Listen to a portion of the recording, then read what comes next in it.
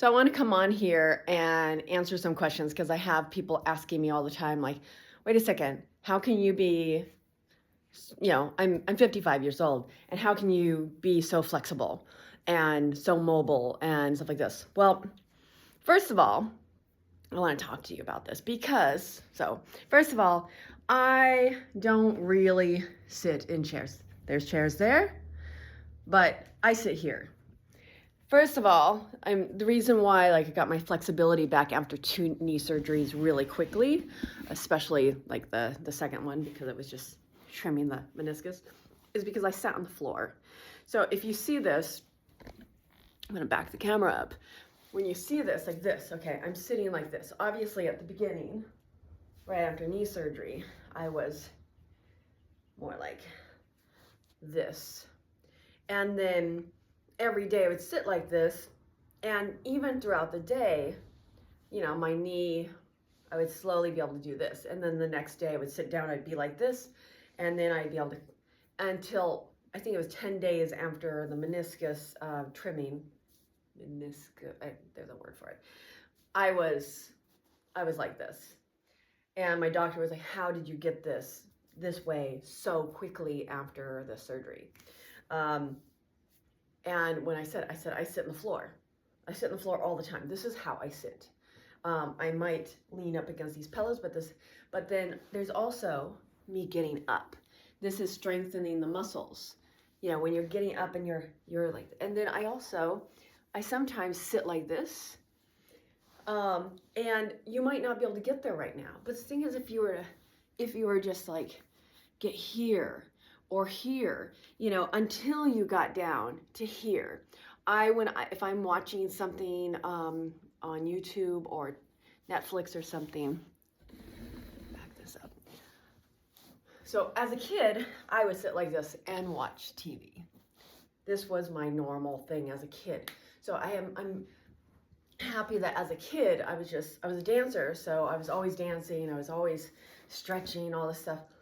I don't stretch a ton these days unless I feel like I need to, which actually probably is still every day. But when I watch things now, because the knee surgery, it's affected my back, and so when I watch things now, I get into this place and I watch like this, or I watch like this. And so then I'm stretching inner thighs, I'm stretching back, I'm stretching lots of things. And this is how I keep my flexibility. Sure, I could do all kinds of other things. I used to see how far my feet would go up and how low my knees would go. I would flex this way. But the biggest thing, like when I sit down, I'm doing this. I'm making sure I'm coming forward. I'm not just, and you might need to start here. This might be where you need to start because that's what your body can do. But the idea is, what I tell people is, sit on the floor. Especially when I do work with my Shibari clients, they come and they can't sit like this, or they can't sit like this, and that's okay. Doesn't matter. I can still work with them. But I tell them, you have 1 or 2 or 3 weeks until your session. Sit on the floor, even if it's like this. Sit on the floor, 5 to 15 minutes a day. And it's like, because I've watched my students, I've watched my clients, I've watched friends go from being here to within 3 weeks, they're like here. And then when they keep going, they're in a little bit more and a little farther down.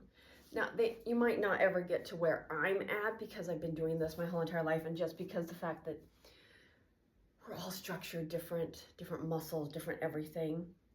But I know for a fact when I've talked to people who go the extra mile of okay, can I just sit in this place?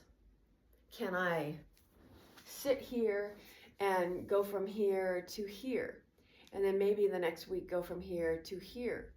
The next week maybe just straight up. And maybe this is as far as you get. Maybe you don't go to this degree, and that's fine. And all of it's fine. I'm not saying there's anything right or wrong about it. I'm just saying you need to read your body, listen to your body, and not do this push. Like back when I was, a kid, it was like you see all these, like you're doing this active movement, stretching, and we could rip things and tear things. Like if you just sit like as to your ability, just like this, your flexibility shifts. If you sit with your legs out front and you can see if you can flex your feet up and to the point where, they're flexed straight, but maybe flex them off the floor, point, flex. These are all things that, when I was a kid, this is all this is what I did as a kid, but most people didn't have, that wasn't their thing, and that's okay. But as an adult, it doesn't matter what your age is, if you can learn, start sitting on the floor somehow. Obviously, if you can't get there, I sometimes, actually, when I sit in a chair, I never really, sit with my feet on the floor.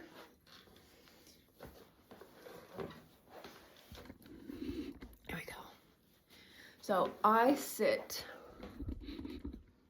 either with my feet up in another chair, or I sit like this, or I sometimes sit like this, but my feet are rarely on the floor. I've always contributed that to the fact that I've always thought I do that, and if you see my ankles, you get, when your feet are on the floor all the time,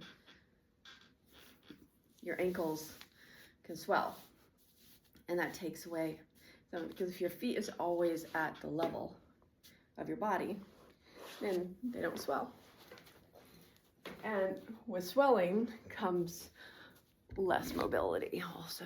So, and then that's a whole food thing, and we're not going to go there. But making sure your ankles are up, or you're sitting in your chair and you're just seeing how much can I get my foot up on the chair, or having the foot right out in front of you on another chair.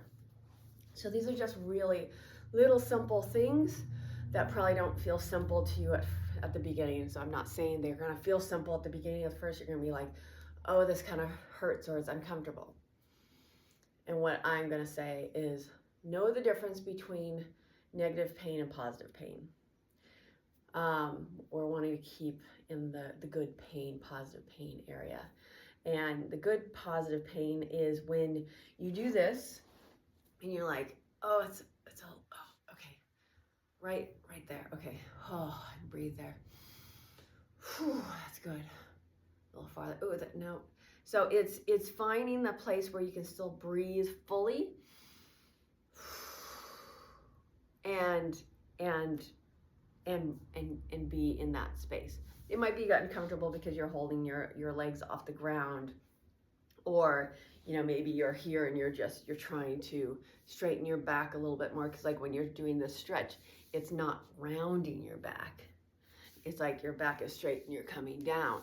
And it's can I just do that minute forward movement?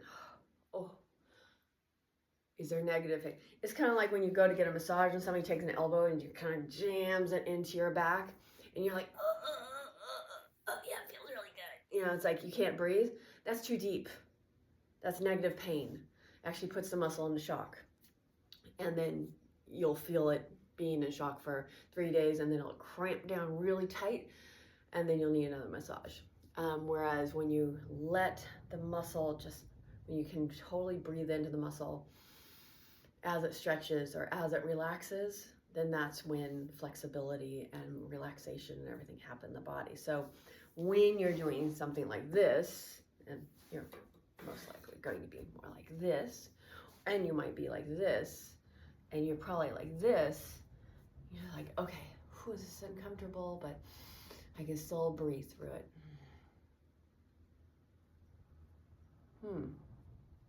And you're kind of feeling like there's a string pulling on the top of your head. Okay, oh, that's a little bit better. Still curved.